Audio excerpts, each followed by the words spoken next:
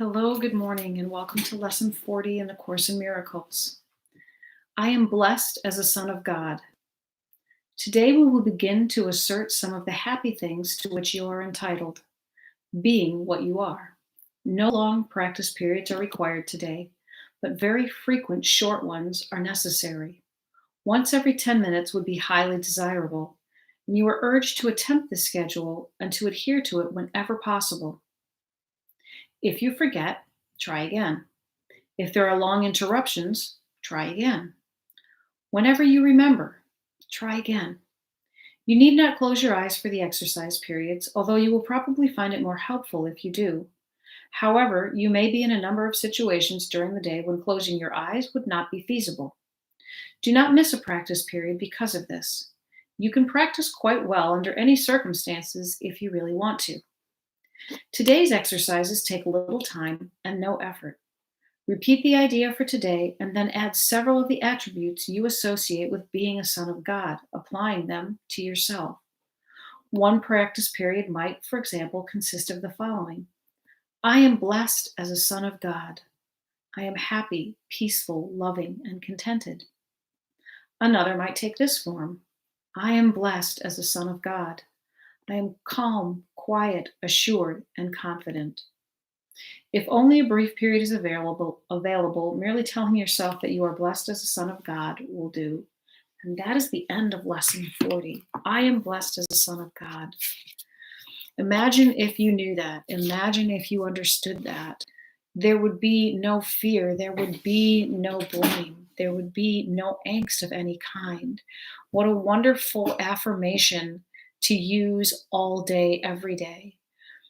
If you could use all of those affirmations, we could say that we are abundant, we are priceless, we are precious, we are calm, we are happy, we are all that we need to be, we are love.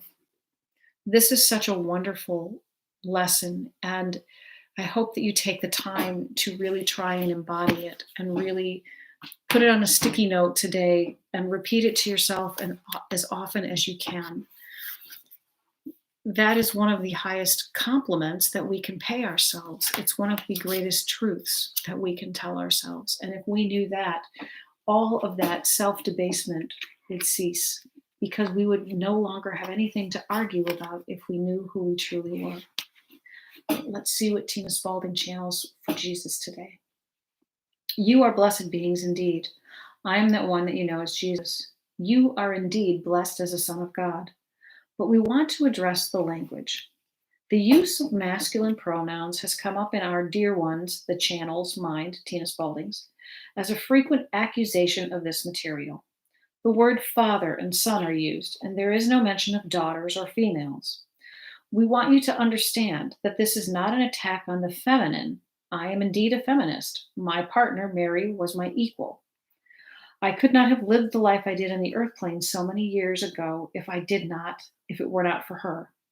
We want you to understand the forgiveness practice inherent in this teaching. You are not ignored because you are female. You are not less than because you are female. But you must become aware of the anger and the resentment that you hold. If you hold it, you will have resistance to masculine pronouns. There is a different journey for the feminine than for the masculine on earth. The dichotomy and the separation manifested in the physical demonstration of separation gives each of you a different experience. For the feminine, the women, the daughters, wives, and mothers in this world, it is important you understand you are not under threat by the use of these words. It shows you how easily you feel victimized, put down, and made less than. If you have that reaction to these statements, the Son of God, quote unquote, or you are blessed as the Son of God, you must misunderstand what this wording means. This wording shows you where you have resentment. This sounds like a controversial commentary today because your society now encourages attack on the masculine in defense of the feminine. But this is a dualistic background. We want you to rise above the battleground. If these words offend you, if you say, I want to have daughter there instead, you may use that word if it makes you feel more comfortable. We also want you to witness what made you uncomfortable. What dissatisfies you with the use of the word son or father? Does it make you feel less than? A word cannot do that.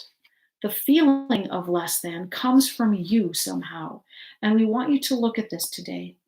Determine whether the feeling of dissatisfaction has arisen through this particular language structure. A word cannot make you feel bad unless you already have that bad feeling unconsciously present.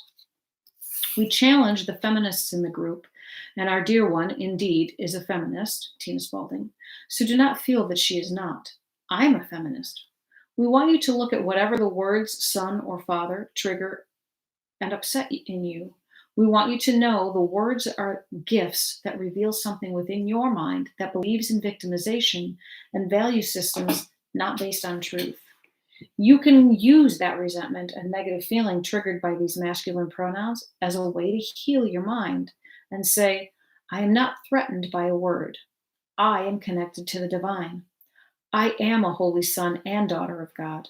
You can use these words in whatever format you wish. I am that one that you know as Jesus.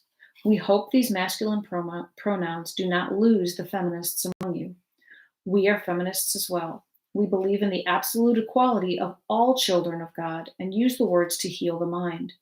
If the word God or Jesus upsets you, then you know something evil has been done in the word's name, and it is not true. Words like God, Jesus, Son, Father, or Mother should not upset any of you. That upset is what needs to be looked at. We thank you for joining us today. We will see you again tomorrow. This lesson was very powerful for me because it helped point out to me that when I felt like I was attacked by people in the past, I also realized that there were things that were said to me that did not affect me at all because I didn't believe that they were true. And so rather than going masculine, feminine, I would go to something like, if you are feeling like you are overweight, that was an issue for me for many years, and someone looked at me and said, you're fat, I would take that to heart because I believed that in the back of my mind, in my unconscious somewhere, that was part of my reality. And so it triggered me. When I had, as a nurse, had patients who would say something like, you're evil or you're a murderer. I had one patient call me a murderer. I didn't pay any attention to that because it wasn't real to me. That was never in the back of my mind. And so it just kind of floated on by. In much the same way that if you are not a car enthusiast and you decide that you're going to go look at cars and you haven't noticed cars before, and then you look at a particular car, the red bug, the red, I don't know, car, because I'm not a car person. And then all of a sudden, those cars that you have never seen before, you've never noticed that car. And all of a sudden, as you're driving home off the lot, you see tens, feels like hundreds of the same car driving down the streets, as if everyone has purchased that car in the same moment and is now driving on the road. It's not that they were never there. It's just that you never noticed them because they weren't real to you. These words mean something to you if you have that belief, if you hold that resentment. And so this is just an opportunity for you to begin to look at where your triggers lie, in which words, which phrases hurt you. I hope that's helpful, and I hope that you enjoy this lesson, and I hope that you can find your triggers so that we can heal them and release them. Have a great day, everyone, and I will see you again tomorrow. Bye.